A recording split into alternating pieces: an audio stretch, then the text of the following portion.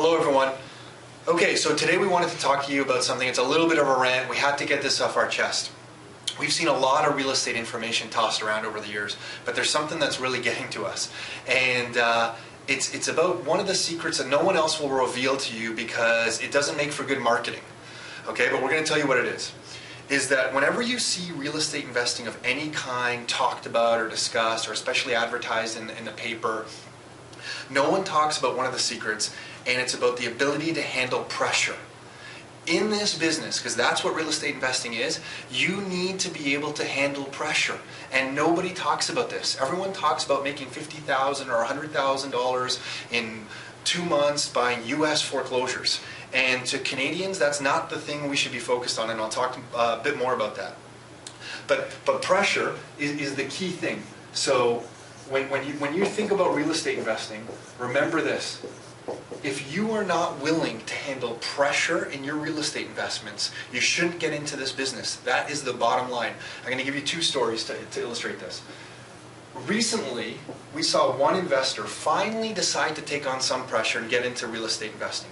He got his finances in order, he talked to a mortgage broker, went out and found a property, and the property could be any type. It could be a small single-family home. It could be a student rental. It could be a duplex, a triplex, a small apartment building, a large apartment building. Doesn't matter what it is. But he got enough courage up to get into the game. Actually went out and bought a property. Okay? And as he was trying to get a tenant in this property, he started to fall apart. He couldn't handle the pressure. He was facing some mortgage payments that were coming due, and instead of advertising and tweaking what he was saying on the phone to get more people to the property, instead of tweaking his advertising, instead of looking for feedback, instead of accepting critiques on the way he was handling things, he just buckled. You know, he couldn't handle the pressure of having to get somebody in there. It was taking him a little bit of time to get someone in there. And instead of working harder at it and self-correcting and adjusting, he froze. The pressure made him freeze. So, ultimately he got somebody into that property, but he will likely never buy another property again. He could not handle the pressure. Now let me contrast that with somebody else. Another person, same financial background, roughly the same age. This person goes out and buys 2 properties. And I'm not advising that anyone go out and buy 2 properties, especially when they start. But this person did.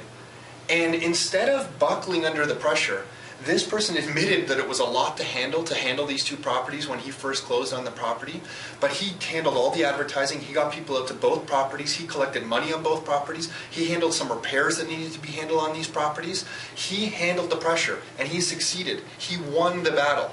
And since then, he's gone on to buy another 4 properties. Because he fought that battle and he won. He has grown his portfolio. This is the thing that you need to think about when you're getting into real estate investing. If you are not willing to handle the pressure on weekends and weeknights about real estate investing, don't get involved in it, no matter what anyone promises you. And especially if people are promising you easy money, do not get into it. You need to be willing to handle pressure. And if you can handle the pressure, there is big things ahead for you. But that is ultimately one of the key secrets that nobody talks about in the whole real estate investing business. You need to handle the pressure.